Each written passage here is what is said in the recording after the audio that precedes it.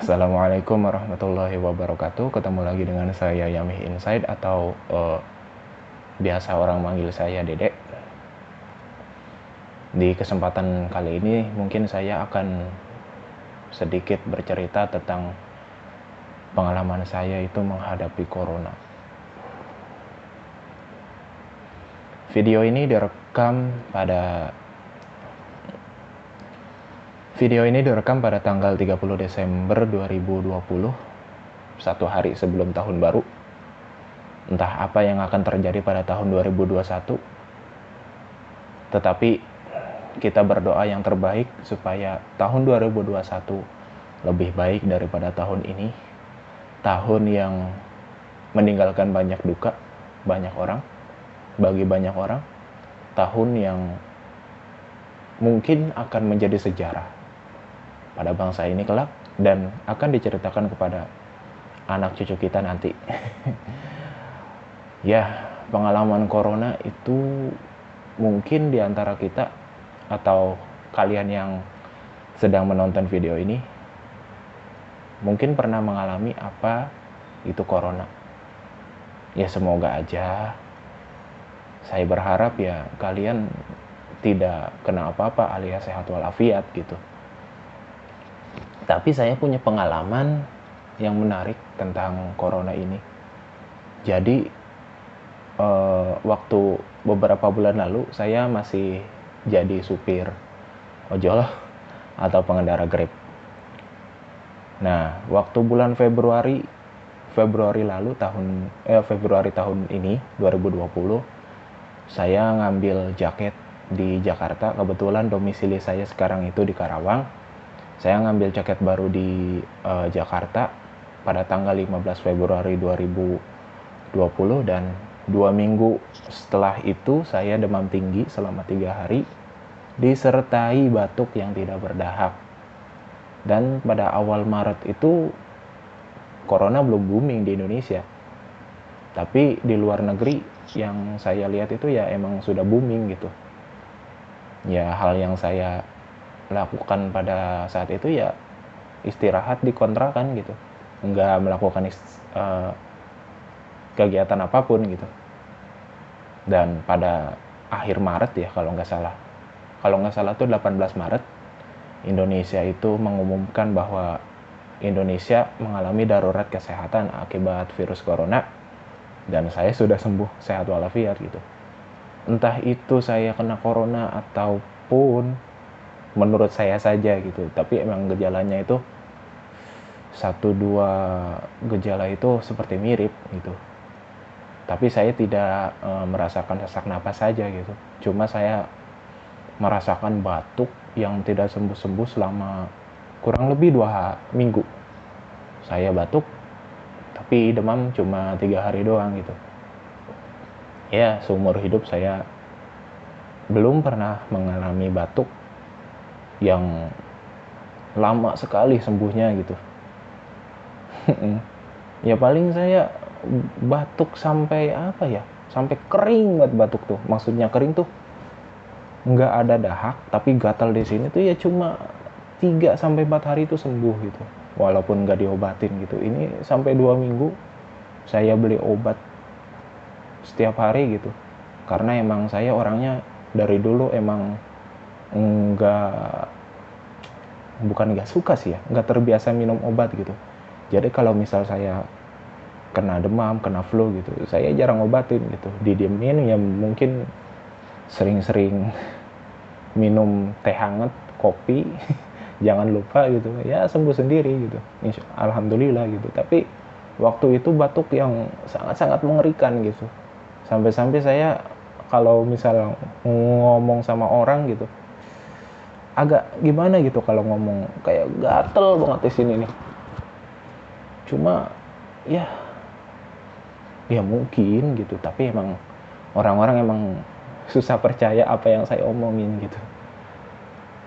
Ya mungkin ini juga sesuai janji saya di Facebook gitu. Kalau misal situasi udah mereda gitu, saya akan ngobrol soal corona ini gitu. Karena kalau misal saya ngomong soal corona ini di awal-awal corona itu ya bakal menggemparkan banyak pihak gitu. Percaya nggak percaya, tapi syukur-syukur saya belum pernah kena gitu, walaupun apa yang saya rasakan itu sama gejalanya seperti orang yang kena gitu. Walaupun beberapa bulan lalu alhamdulillah saya kerja di salah satu pabrik, dan ketika perekrutan karyawan itu kan saya harus tes rapid, dan alhamdulillah negatif gitu.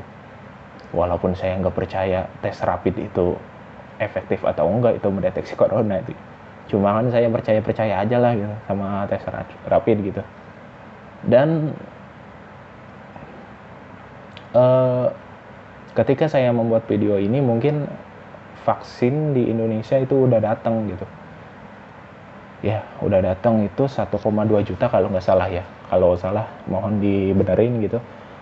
Dan katanya untuk vaksin fase 1 ini diperuntukkan untuk tim nakes yang jadi garda terdepan gitu, bukan garda terdepan sih, maksudnya tuh yang berhubungan langsung dengan pasien positif corona gitu.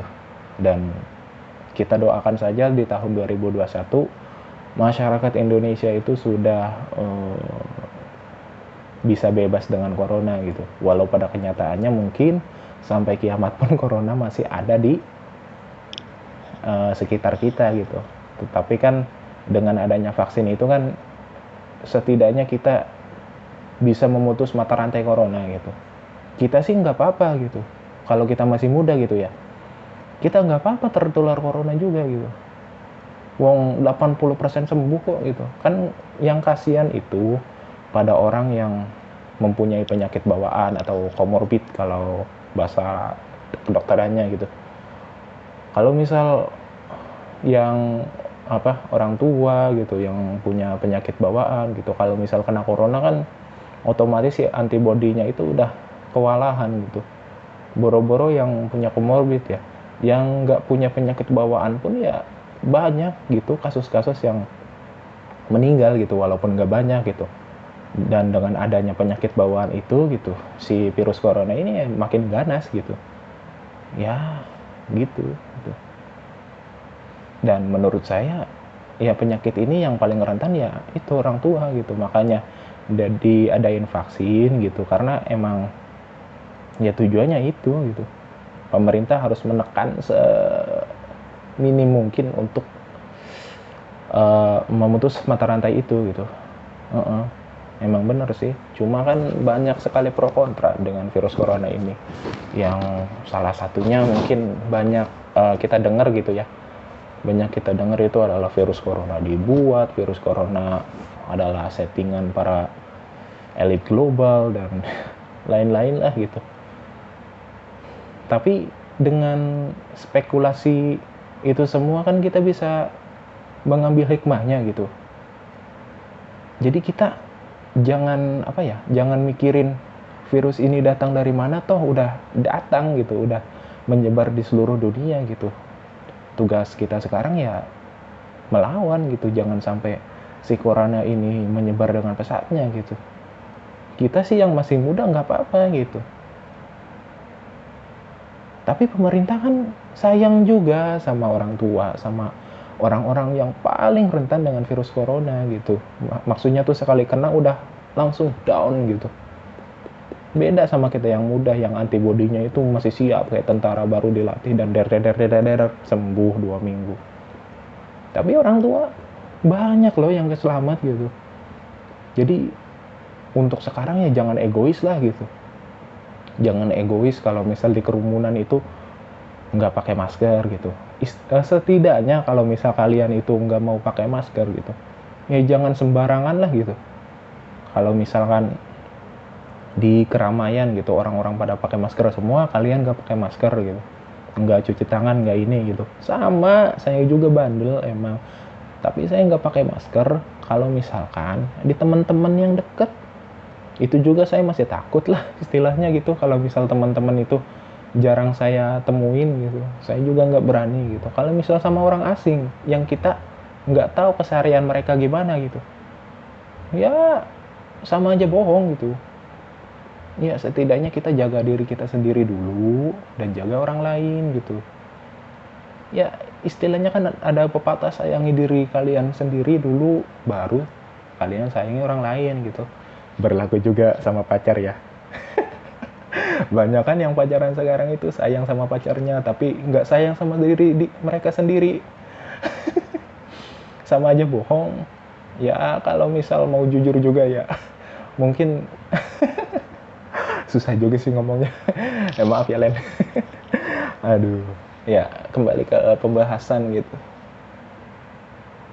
Dan hal yang paling mengejutkan gitu ya, sepengetahuan saya gitu dan setahu saya gitu, saya belum pernah divaksin dari saya kecil gitu. Itu juga menurut orang tua gitu. Saya emang enggak vaksin campak, vaksin apa namanya gitu, yang sekarang itu pada divaksin gitu. Ya mungkin saya pernah divaksin, mungkin itu waktu SD pernah disuntik apa nggak tahu gitu, entah itu vaksin atau gimana. Saya pernah disuntik sesuatu di lengan saya gitu, di bahu, apa sih namanya, lengan lah istilahnya gitu. Kalau nggak salah itu saya pernah disuntik 2 kali waktu SD kelas 2. Saya masih ingat betul gitu. Tapi saya nggak tahu gitu itu vaksin atau obat apa gitu. Istilahnya hari itu divaksin, besoknya itu langsung demam gitu. Mungkin vaksin ya? Iya. Ya, boro-boro kalian bro. Saya juga kalau misal divaksin sekarang itu ya agak takut juga. Tapi kalau misal saya lihat Ridwan Kamil, Pak Ridwan, Kang Emil, yang gubernur saya Jawa Barat itu nggak kenapa-napa gitu ya, saya slow-slow aja sih sampai sekarang itu. Tapi di masyarakat kayak saya itu ya memang, ya tapi masyarakat kayak saya mungkin akan dapat bagian paling terakhir mungkin. Nunggu apa, instansi pemerintah melakukan vaksin mereka gitu.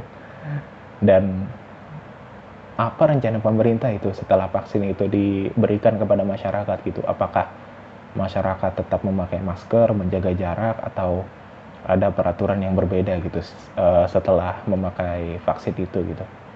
Bukan memakai sih, menggunakan. Kalau memakai makan kayak baju. Maaf juga kalau misal bahasa Indonesia saya maaf juga kalau misal bahasa Indonesia saya agak belibet gitu, kalau karena emang saya bukan enggak sih, ya emang jarang gitu pakai bahasa Indonesia gitu, karena saya cinta bahasa lokal walaupun banyak yang salah, walaupun belibet. Oke, lanjut lagi ke pembahasan selanjutnya gitu. Emang benar saya belum pernah divaksin sepengetahuan saya. Kalau saya salah saya mohon maaf. Karena emang sepengetahuan saya belum pernah divaksin, belum pernah dikasih apa sih yang bayi itu, yang apa, ditetesin cairan seperti itu, apa itu vaksin atau obat saya nggak tahu. Karena sepengetahuan saya vaksin itu ya diinjeksi atau disuntik gitu, bukan dimakan gitu. Karena kan vaksin itu virus yang dilemahkan atau dimatikan gitu. Istilahnya itu melatih antibodi kita untuk tahu gitu, wah si corona ini. Jadi si corona itu istilahnya bukan benda asing lagi gitu bagi mereka gitu. Ya sama kayak demam biasa gitu. Kenapa tubuh kita panas? Karena ya si antibodi itu lagi perang katanya sama si virus si demam ini gitu. Dan kalau misal si antibodi kuat, ya sehari juga udah sembuh gitu, dibawa tidur gitu. Kalau misal antibodinya lagi lemah gitu, ya 2-3 hari mungkin kalau demam biasa ya. Ya beda lagi sama demam berdarah virusnya lain, ininya lain gitu. Ya penyakit, istilahnya penyakit itu ada obatnya gitu, semua penyakit itu. Cuma dengan teknologi atau pengetahuan manusia untuk sekarang ini, ya mungkin belum sampai ke situ gitu. Mungkin di masa depan dengan teknologi yang semakin pesat ini, mungkin manusia bisa menciptakan obat untuk orang yang menghidap HIV atau AIDS atau ya jangan, ya banyak lagi, atau mungkin kanker. Ya kanker sampai sekarang nggak ada pengobatan yang benar-benar ampuh gitu. Kemoterapi juga peluangnya sangat kecil gitu, cuma 50% gitu. Banyak yang eh, banyak yang gagal gitu, banyak yang nggak sanggup gitu. Ya kita doain aja gitu, para profesor, para dokter gitu bisa menemukan cara gitu, apalagi dengan teknologi yang semakin pesat ini gitu.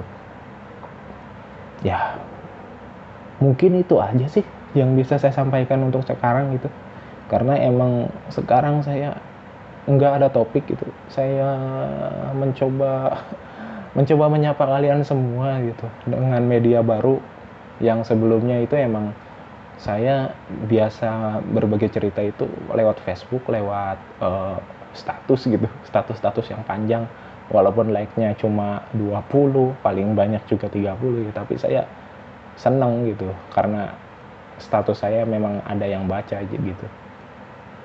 Tapi saya percaya kok yang baca itu lebih dari 100 gitu, karena saya juga emang seperti itu, baca status orang lain tanpa nge-like atau tanpa komentar gitu, itu emang sudah hal biasa gitu. Jadi saya nggak mau berpatokan pada angka-angka, apalagi saya kan baru gitu buat video gitu, ada 10 atau 20 yang nonton aja saya udah seneng kok. Enggak lah. Ya udahlah, kalau misal saya ada yang salah perkataannya saya mohon maaf, dan jangan sampai saya buat video klarifikasi.